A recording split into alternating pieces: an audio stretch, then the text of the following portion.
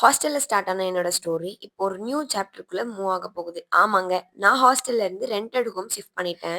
சென்னை வந்து நெறைய விஷயம் கத்துக்கிட்டேன். அதுல முதல் விஷயம் என்ன அப்டின்னா, வீட்ட விட்டு நம்ம தனியா வாழ்றது ஈஸி இல்ல அப்டிங்கிறது மட்டுமே. ஃபேமிலி எல்லாம் ஊர்ல இருக்கும்போது, நம்ம மட்டும் இங்க ஹாஸ்டல்ல இருப்போம். அப்ப எப்டி இருக்கும்னா, வீட்டு ஃபுட்ட ரொம்ப தேடும். அதுவும் நமக்கு உடம்பு சரியில்லாம ஆச்சுன்னா போதும். வீட்ல இருந்து இந்த அம்மா அது செஞ்சு குடுத்துருப்பாங்க, அம்மா இது செஞ்சு குடுத்துருப்பாங்க அப்டின்னு ஒரே மன உளைச்சல்ல தான் இருப்போம் நம்ம. அதுவும் நம்ம ஹாஸ்டல்ல இருந்தோம் அப்டின்னா, வேற வழியே இருக்காது. அங்க என்ன குடுக்குறாங்களோ அத மட்டும் தான் சாப்பிட முடியும். முடிஞ்சா கெட்டில்ல ஒரு வெண்ணி மட்டும் வச்சு குடிச்சுக்கலாம். மத்தபடி எதுக்குமே நம்ம கிட்ட வழி இருக்காது.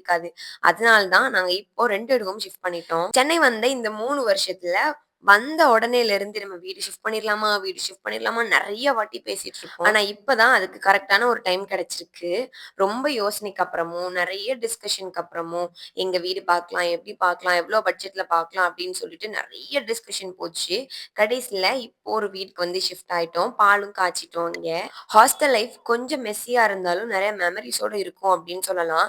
ஆனா வீட்ல எப்படி இருக்கும் அப்படின்னு சத்தியமா எனக்கு தெரியல. ஃபர்ஸ்ட் டைம் இந்த மாதிரி நான் ரூம் ஷேர் பண்ணி ஒருத்தவங்க கூட இருக்கிறேன் அப்படின்னு நினைக்கும்போது, கொஞ்சம் பயமா இருந்தாலும் கொஞ்சம் ஹேப்பியா இருக்கு. நமக்கு புடிச்சத செஞ்சு சாப்பிடலாம் அப்படிங்கிறது மட்டும் தான்.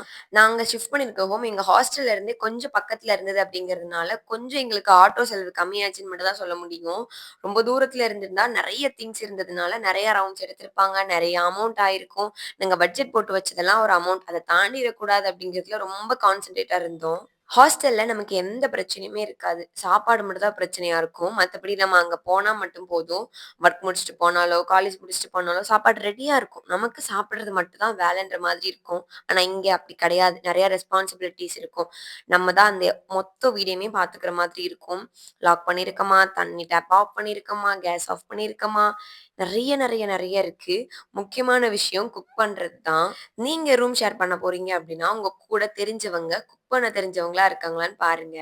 முக்கியமான விஷயம் அதுதான். உங்களுக்கும் குக் பண்ண தெரியாம, கூட இருக்கவங்களுக்கும் குக் பண்ண தெரியாம இருந்துச்சு அப்படின்னா, ரொம்ப கஷ்டமாயிடும். முக்கியமான ஒரு விஷயம், உங்க லைஃப்ல ஒரு சேஞ்ச் வேணும் அல்லது ரீஸ்டார்ட் பண்ணணும் அப்படின்னு நீங்க நினைச்சீங்கன்னா, ஒரு ரென்டட் ஹோம் ஷிஃப்ட் பண்ணிருங்க. எல்லா பொறுப்பும் உங்க மேல வரும்போது, உங்களுக்கு மத்த கவலைக்கு இடமே இருக்காது. இதுவே உங்களுக்கு பெரிய டார்ச்சர் ஆயிரும். ஸோ, அதனால அதுலருந்து நீங்க ஈஸியா மூவ் ஆன் ஆயிடுவீங்க. தென் இந்த பால் காய்ச்சுற வீடியோ, தென் என்ன மாரியெல்லாம் நாங்க ப்ரொசீஜர்ல சாமி கும்பிட்டோன்றதெல்லாம் நெக்ஸ்ட் விளாக்ல அப்லோட் பண்றோம். இதோட இந்த வீடியோ முடிச்சுக்கிறேன். டாட்டா, பாய் பாய்.